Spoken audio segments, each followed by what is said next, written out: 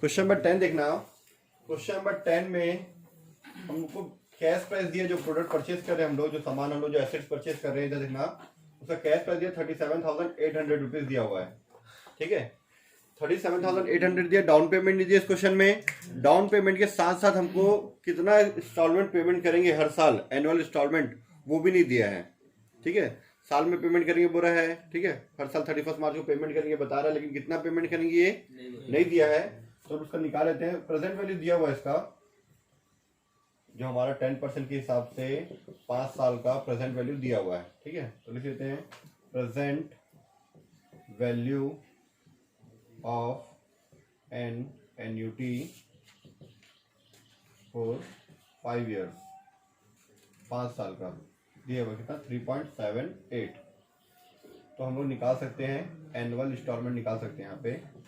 Annual installment is equal to cash price divide by present value of annuity, तो short में लिख सकते हैं प्रेजेंट वैल्यू। 37,800 हमारा कैश प्राइस है, 3.78 हमारा प्रेजेंट वैल्यू, डिवाइड करोगे तो आपका आ जाएगा 10,000, आपका आ जाएगा किस्त आ जाएगा एनुअल इंस्टॉलमेंट। ये आप 10,000 रुपये आप क्या कर रहे हो, किस्त का पेमेंट कर रहे हो। ठीक है, अब हम लोग टेबल बना सकते हैं, जो कि हमारे लिए बहुत आसान है। ठीक है, डेप्रिसिएशन का रेट क्या दिया हुआ है,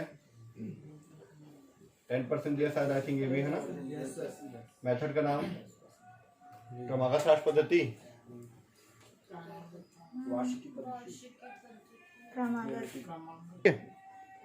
तो देखना कैलकुलेशन ऑफ, ये कैलकुलेशन टेबल।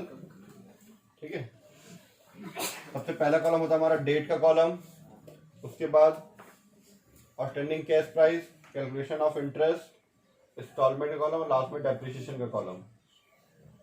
ठीक है,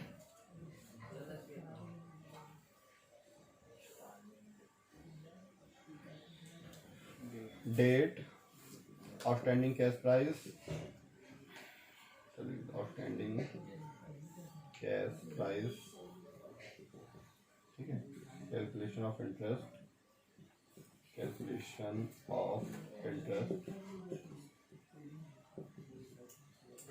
cash price, interest, total amount, जो कि हमारा इंस्टॉलमेंट का कॉलम, और ये डेप्रिसिएशन।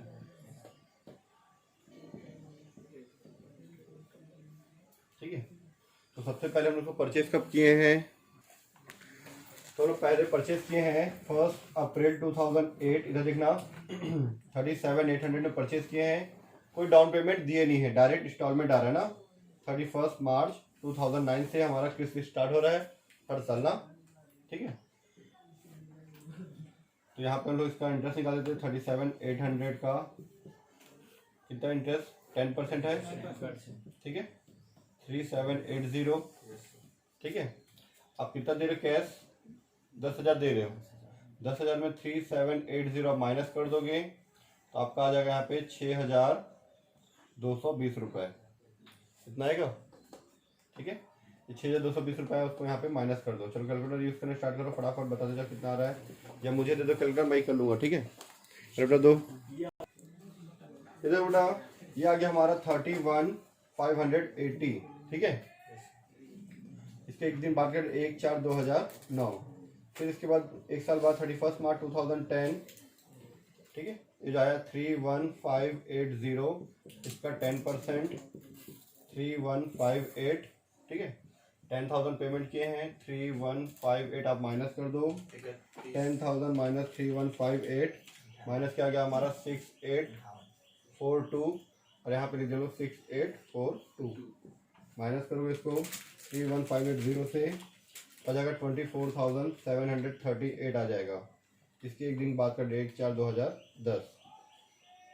ठीक है, फिर इसके बाद साल के लास्ट में फिर से 31 मार्च 2011, 27, 24, 738 इंटू 10% निकालोगे तो आपका आएगा 2474, राउंड फिगर में 73.8 आएगा, तो राउंड फिगर में 74 कर दिए। ठीक है, 10,000 का आपका इंस्टॉलमेंट 2474, ये हमारा किस्त है।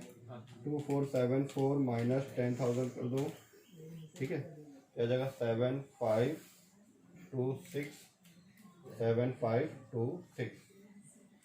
माइनस कर दो से 24,738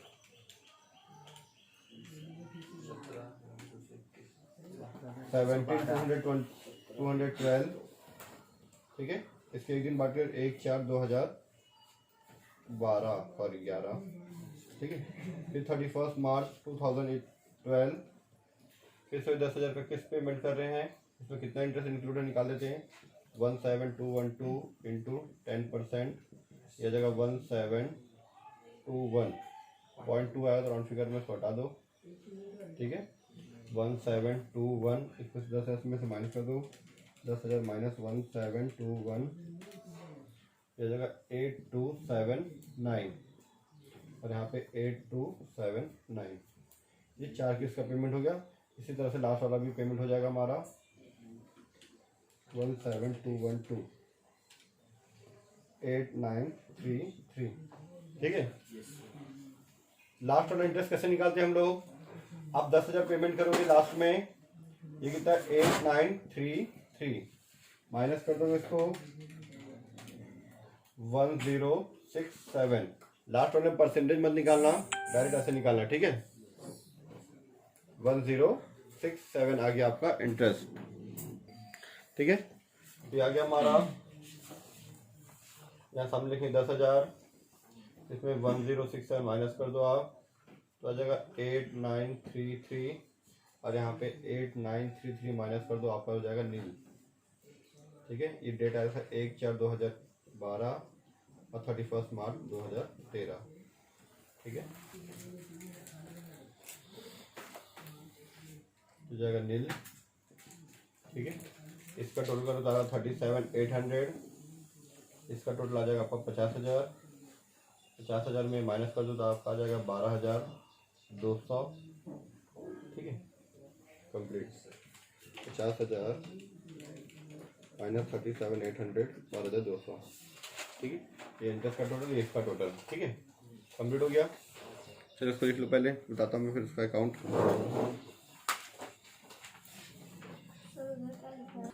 एक चीज़ है देखना इधर, अगर हम बिजनेसमैन हैं, अगर हम परचेस कर रहे हैं, एसेट्स को परचेस कर रहे हैं किस्त में, तो एसेट्स का अकाउंट बनेगा। जैसे बस परचेस किया तो बस का अकाउंट, बिल्डिंग परचेस कर बिल्डिंग अकाउंट, जो भी है, ठीक है।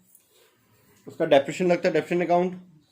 थर्ड पॉइंट, जिससे खरीद रहे हैं उसको पेमेंट कर रहे हैं इंस्टॉलमेंट में, उसको बोलते हैं हायर वेंडर, नाम नहीं पता तो हायर वेंडर, और उसका इंटरेस्ट, उसको इंटरेस्ट देते हैं इसलिए। फिर वैसे ही अगर हम बेचने वाले हैं, ठीक है, हम बेच रहे हैं तो नॉर्मल हमारा क्या वो बिजनेस है। खरीदना तो एक बार खरीदेगा एसेट्स को, बार बार थोड़ी ना खरीदेगा, है ना। हर साल तो नहीं खरीदेगा, हर महीने तो नहीं खरीदेगा, पर हमारा तो बिजनेस है, वो हर दिन बेच सकते हैं, हर महीने बिकता है हमारा प्रोडक्ट, है ना। हमारे लिए प्रोडक्ट है तो वो हायर सेल्स लिखते हैं, उसमें एसेट्स नहीं लिखते, क्या लिखते हैं, सेल्स। जिस चीज़ का बिजनेस होता है उसके लिए परचेज सेल्स यूज़ करते हैं, तो यहाँ पे सेल्स आएगा। दूसरा, इससे हमको पैसा आ रहा है किस्त में 4 साल 5 साल के लिए, तो किस्त में पैसा आ रहा है तो हायर परचेसर अकाउंट, और उससे इंटरेस्ट मिल रहा है इसलिए इंटरेस्ट अकाउंट। अब डेप्रिसिएशन वो तो नहीं लगाएगा, डेप्रिसिएशन तो दूसरा लगाएगा जो खरीदता है। इधर अब हम लोग अकाउंट बनाते हैं, मैं इसको मिटा देता हूँ, ठीक है। आप लोग से पूछते जाऊँगा, बताते जाना आप लोग। तो सबसे पहले हम लोग बना रहे हैं, तो देखना हम लोग अभी ना विक्रेता की पुस्तक में बना रहे हैं, जो बेचने वाला उसकी पुस्तक में, मैंने बताया था उसकी पुस्तक में बनता है hire purchase account, interest account और हायर सेल्स। तो सबसे पहले हायर सेल्स बना लेते हैं हम लोग, ठीक है। नाम लेता मैं इन द बुक्स ऑफ, विक्रेता का नाम क्या, बेचने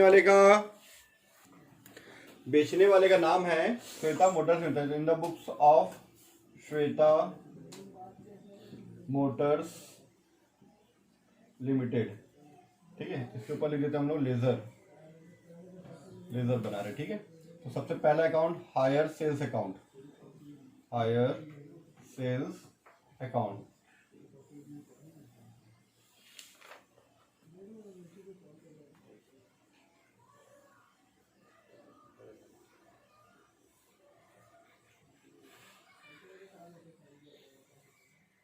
ठीक है।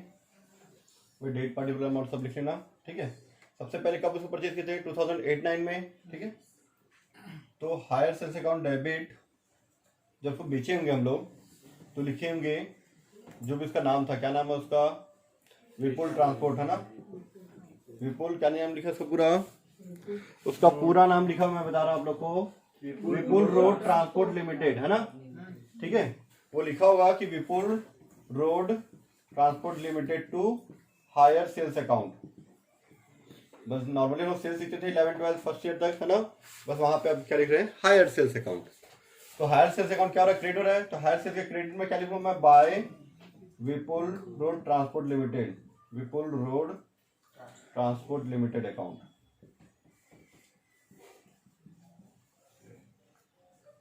कितना था, 37,800 है ना।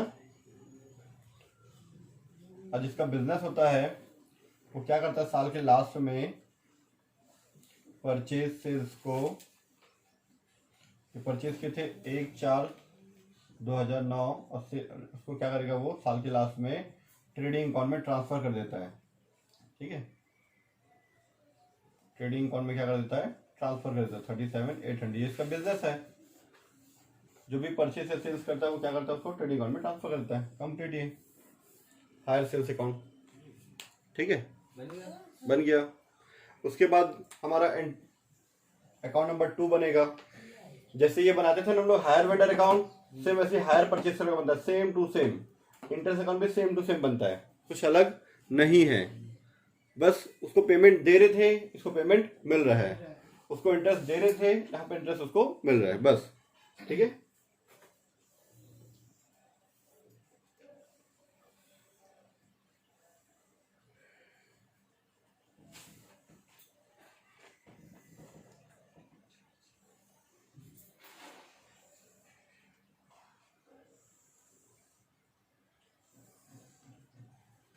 ठीक है, तो यहाँ पे लिखेंगे हम लोग, हायर वेंडर का नाम है विपुल रोड ट्रांसपोर्ट है ना, Vipul road transport limited account, ठीक है। तो क्या जनरल एंट्री था हमारा, Vipul road transport limited account debit to sales account, ठीक है।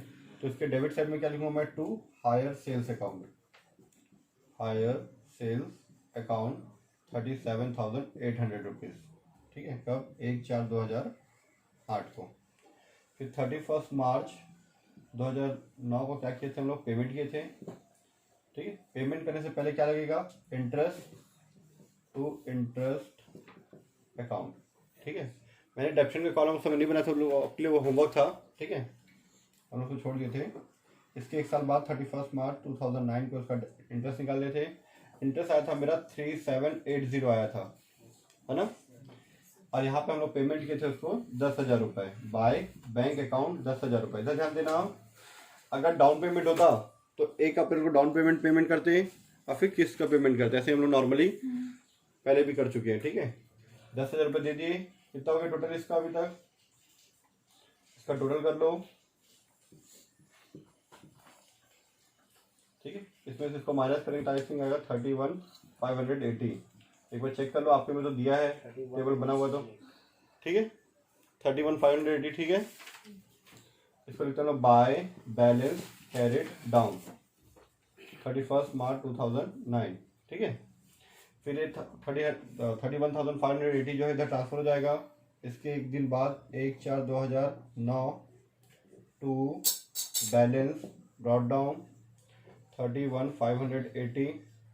फिर इसका इंटरेस्ट टू इंटरेस्ट अकाउंट 3,158 और फिर पेमेंट कर देंगे 31 मार्च 2010। 31 मार्च 2010 को इंटरेस्ट लगा बाय बैंक अकाउंट, पेमेंट किए थे 10,000 रुपये। अब बैलेंस कितना बचा था,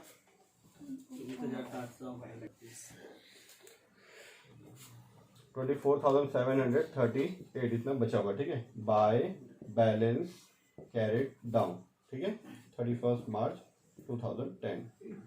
ऐसे ही फिर आप लोग और 3 साल का कंप्लीट कर लेना, ठीक है। 3 साल का 1 2 3, ठीक है। ये आप लोग कंप्लीट कर लेना, है ना, क्योंकि मैं तो कल कॉपी चेक करूँगा होमवर्क के साथ, ठीक है। होमवर्क क्या ये भी बताऊँगा मैं भी। उसके बाद entry number 3 interest account.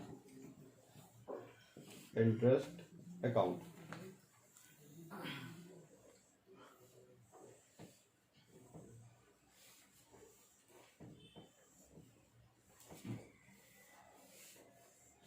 Interest यहाँ पे आया था विपुल रोड ट्रांसपोर्ट लिमिटेड के डेबिट साइड आया था टू इंटरेस्ट। तो इंटरेस्ट अकाउंट के क्रेडिट में लिखूँ मैं 31 मार्च 2009 को बाय विपुल रोड ट्रांसपोर्ट लिमिटेड। ठीक है, कितना है 3780। और इसे लिखेंगे हम लोग to profit and loss account 3780।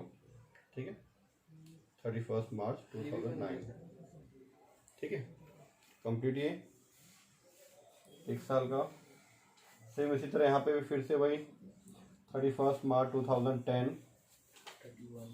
ठीक है, बाय विपुल रोड ट्रांसपोर्ट लिमिटेड 3158 ये 8 है ना।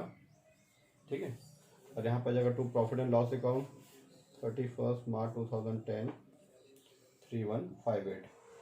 इसी तरह से ये 2 साल का बना है, 3 साल का आप लोग बना लेना। खत्म ये।